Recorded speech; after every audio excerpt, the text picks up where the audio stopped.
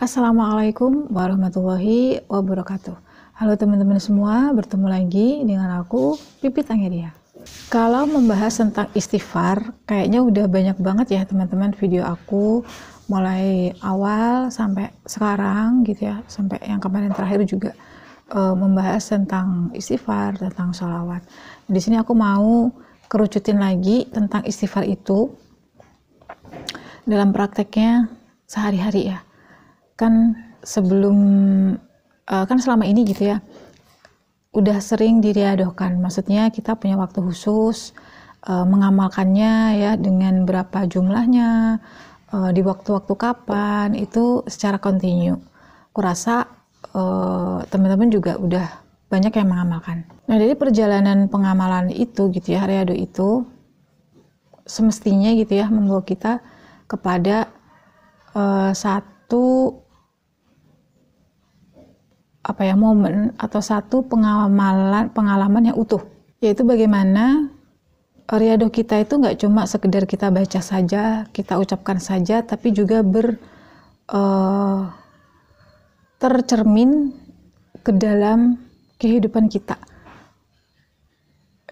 secara eksternal tentunya ya, internal kemudian eksternal. Kan udah diadoh nih ya, sekarang kita naik teman-teman. Kalau udah kita sering melakukan riado istighfar dengan berapa kali dalam waktu-waktu yang tertentu gitu, seharusnya kita naik nih next step, yaitu mendawamkan istighfar setiap detik, setiap menit di dalam batin kita. Itu kayak menjadi salah satu pakaian kita sehari-hari, artinya kita tidak terlepas dari istighfar selama 1 kali 24 jam. Istighfar ini juga bisa kita buat sebagai ajang penerimaan ya. Jadi mungkin ini juga tidak banyak yang praktek ya. Banyak sudah yang praktek secara diwaktukan tadi ya, ngambil waktu, tapi mungkin sedikit yang praktek sehari-hari dalam segala aktivitas. Biasanya kalau sudah riado gitu ya, udah biasa riado di waktu tertentu, nanti ada apapun pasti kayak sering aja kayak latah ya, mengeluarkan kata-kata kalimat istighfar gitu. Nah, tapi bagaimana itu kita biasakan setiap hari sebagai salah satu kita katakan ya, itu alat penerimaan diri kita apa adanya ya. Kalau di video aku sebelumnya itu kayak satu cara untuk bisa mengalami ikhlas dan berserah diri, yaitu salah satunya dengan mendawamkan istighfar terus-menerus. Nah, pada saat kita gitu ya dalam satu kondisi, apapun kondisinya, misalnya masalah nih, dengan istighfar gitu ya, di batin kita nih terus-menerus astagfirullah, kita diam gini nih istighfar gitu, bahkan kita sambil ngomong itu juga itu istighfar sendiri gitu di batin kita. Nah, bagaimana kita menghayati batin kita yang mendawamkan istighfar terus-menerus itu? Misal ada kejadian apa sekarang, kita banyak hutang gitu ya, itulah mudah gak nyaman lah intinya. Kan kita itu jangan menghindar dari perasaan-perasaan gak nyaman yang menghadirkan realita secara berfisik saat ini gitu ya, kenyataan hidup sekarang itu kan sumbernya dari batin kita, kondisi batin kita. Nah, bagaimana kita tidak menghindari itu, kita terima itu apa adanya ya, itu dengan istighfar. Jadi saat kita diam, istighfar gitu ya di batin kita, astagfirullah. Astagfirullah itu bukan untuk menghindari perasaan gak nyaman, tapi mempersilahkan perasaan itu datang ya, mempersilahkan. Kan istighfar itu kalimat pengampunan ya. Saat dia datang kayak astagfirullah, kita membuka diri untuk menerima itu ya, rasa gak nyaman itu, astagfirullah gitu kan, seolah-olah kita menyambut dia dan memeluk dia. Aku mengampuni gitu, aku mengampuni seluruh rasa gak nyaman ini, aku terima total, aku ampuni dan kubiarkan lepas dengan sendirinya. Nah, itu salah satu cara mengalami ikhlas dengan istighfar.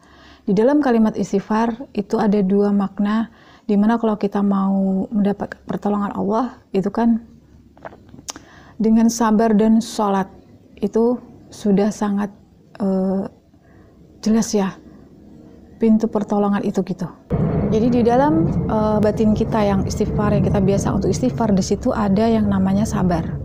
Sabar itu bukan diam tapi kayak memendam perasaan yang gak enak-enak, tapi sabar itu adalah diam dan menerima hadirnya perasaan yang tidak nyaman dan yang di dalam realitas kita ini gitu, realitas sekarang. Jadi kita nerima itu, astagfirullah, kita sadar bahwa itu munculnya realitas sekarang itu sumbernya dari kondisi perasaan atau batin aku yang aku pendam lama gitu ya. Kita sadar itu sumbernya dari diri kita sendiri. Kita beri pengampunan itu, ya kita terima itu, kita beri pengampunan itu. Dan mempersilahkan lepas dengan sendirinya. Nah itu kalau sering seperti itu, kita refleks aja gitu ya. Kayak membiasakan istighfar, ya udah arahnya pasti ke situ. Istighfarnya adalah penerimaan. Jadi orang kadang salah memaknai sabar. Kita lihat orang yang pendiam, diapa-apai orang diam, diguncang keadaan diam gitu, itu sabar. Belum tentu. Bagaimana kondisi batin dia saat diam itu?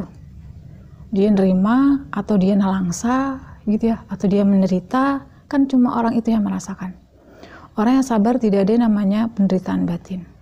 Di dalam diamnya, di dalam heningnya gitu ya, nggak ngomongnya gitu, tidak mengekspresikan sesuatu, di batinnya apa ya, ada penerimaan total atas yang dihadapi sekarang. Ikhlas, itulah namanya ikhlas gitu, menerima. Jadi batinnya itu plong, timbul rasa nyaman, itulah sabar. Jadi bukan sabar kalau kita itu diem tapi masih mendem gitu ya, mendem jero atau memendam yang dalam banget karena kita nggak mampu mengeluarkan. Tidak terekspresi secara kata-kata, secara tindakan, terus kita diem. Padahal mengekspresikan amarah, mengekspresikan kerasa tidak nyaman, itu tidak selalu diutarakan, tidak selalu dengan badan yang membabi buta gitu ya. Tapi dengan sikap batin yang nerima total. Batin kita betul-betul menyadari, oh ya ini sumbernya dari aku. Rasa nggak nyaman ini muncul dari dalam, bukan dari luar. Ya, meskipun realitas itu memancing kita marah, sebenarnya kenapa jadi ada realitas yang memancing rasa marah? Itu lebih dulu ada pendaman di dalam batin kita, sehingga muncullah reaksi atau realitas yang memicu amarah tadi keluar. Nah, justru pada saat kita marah-marah secara verbal gitu ya, secara kata-kata, secara tindakan, itu satu bentuk penolakan terhadap emosi atau amarah itu sendiri. Nah, semakin kita kayak marah-marah gitu ya, ngomong dengan verbal tubuh kita ini, semakin kita menolak perasaan itu sebenarnya bentuk pertahanan diri gitu, bukan bentuk penerimaan. Ya, itu caranya supaya kita tuh bisa kalau sulit untuk tanpa ngapa-ngapain nerima, coba dengan dawamkan istighfar yang terus-menerus. Saat batin kita beristighfar, astagfirullah, astagfirullah, kita hayati semakin dalam. Oh ya, siapa ya istighfar ini? Berarti ada sosok kan, bukan pipit gitu. Sosok di dalam yang istighfar ini, itu diselami terus-menerus. Akhirnya kita tidak lagi terlalu ke-distract atau ke-trigger dengan perasaan yang tidak nyaman. Saat kita menyadari dengan istighfar tadi, perasaan nggak nyaman itu hilang sendiri, teman-teman. Itu namanya penerimaan. Dan misal nih, muncul lagi gitu ya, perasaan gak enak itu. Marah, takut, benci, khawatir, dan menimbulkan realitas yang gak nyaman lagi. Itu bukan sesuatu yang sudah kita, bukan rasa yang udah kita terima tadi, udah yang kita lepasin tadi, itu datang lagi, bukan. Tapi saking banyaknya ekspresi yang terpendam di dalam diri kita, yang berupa yang negatif ya, kalau dilabeli gitu. Itu semakin kita persilahkan lewat, persilahkan hadir, dia semakin muncul. Biarin aja gitu. Apa kita nggak berikhtiar apa-apa gitu ya, kayak kelihatan diam, berikhtiar.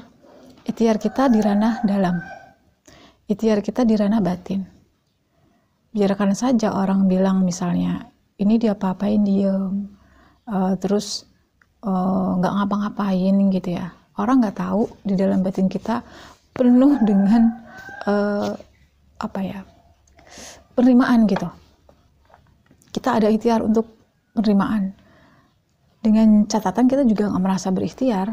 Jadi semuanya itu terjadi apa adanya. Saat kita mendawamkan istighfar gitu ya, sering istighfar gitu ya, itu penerimaan akan muncul apa adanya. Kita tak paham bahwa oh ya istighfar, astagfirullah. Berarti aku harus memeluk rasa nggak nyaman ini. Aku harus memeluk realitas ini. Semua bersumber dari ketuhanan gitu. Semua bersumber dari Tuhan. Ya, Allah meliputi segala sesuatu. Allah ada nih di perasaan tidak nyaman. Aku menerima itu.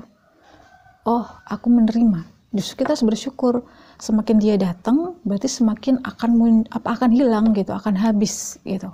Daripada dipendam dan kita lari dengan aktivitas misalnya bekerja atau apa hal-hal lainnya gitu. Tapi kita semakin banyak pendamannya di sini, itu nanti tetap akan keluar ya, tetap akan ngejar kita suatu masa nanti gitu. Nah mungkin itu aja dulu ya intinya. Kalau teman-teman sudah riyadoh berwaktu, coba untuk terus-menerus diteruskan. Jadi teruskan, dinaikkan tingkatannya menjadi riyadoh istighfarnya itu terus-menerus. Setiap hal-hal yang gak nyaman, setiap sesuatu yang tidak nyaman, perasaan yang gak enak datang, itu istighfar. Dalam artian di dalam istighfar itu ada penerimaan secara total. Kita tahu hal-hal yang datang itu adalah sumbernya dari diri kita sendiri, dan cuma diri kita yang bisa menyelesaikannya. Mau curhat kemana? Mau curhat, belum tentu orang kasih solusi. Ya, kemudian mau buat update status, malah buka aib sendiri gitu kan. Lebih baik ya kita perbanyak di situ istighfar, dimana saat istighfar berarti kita harus menerima semua ini. Ya, sebagai jalan untuk merubah keadaan hidup kita.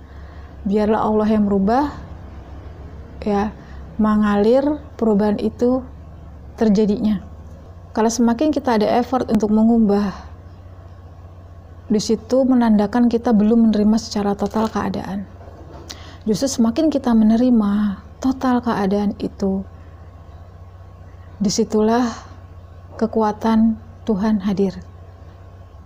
Allah itu hadir apa adanya, tidak terpaksa, tidak dipaksa-paksa, tidak ditanya-tanya gitu ya. Saat kondisi kita sudah mulai menerima itu kan rileks, khusyuk tuh, tenang, damai. Nah disitulah ya dimaksud ya kekuatan Tuhan itu hadir.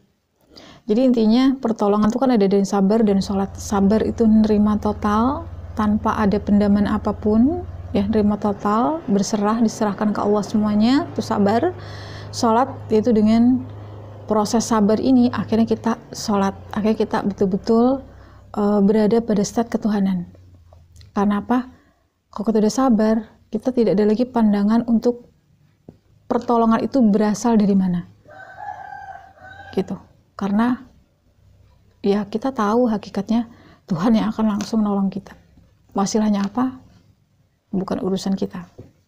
Jadi sabar dalam berproses yaitu menerima secara total. Bisa dilakukan dengan istighfar yang terus menerus. Insya Allah itu sangat membantu ya teman-teman yang mungkin sulit banget untuk menerima peristiwa yang gak enak gitu yang saat ini terjadi. Masih pengen gimana nih caranya, udah daripada mikir gimana caranya, istighfar aja gitu, terima semua keadaannya dulu gitu, sampai batin kita rileks, tenang. Udah rileks dan tenang, jangan lagi naik-naik lagi gitu, stay, menetap di tempat itu, di ketenangan itu, barulah pertolongan itu akan datang.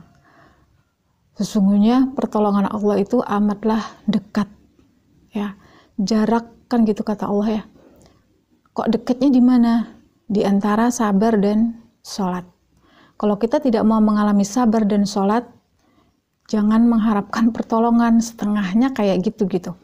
Jadi pertolongan Allah itu jalannya penuh dengan keajaiban. Ya, ajaib itu kita nggak menduga-duga, kita nggak menyangka-nyangka, bahkan kita tidak ada effort untuk mencari-carinya. Oke, itu aja dulu sharing dari video aku kali ini. Semoga bermanfaat dan sampai jumpa lagi insya Allah di video-video aku berikutnya. Wassalamualaikum warahmatullahi wabarakatuh.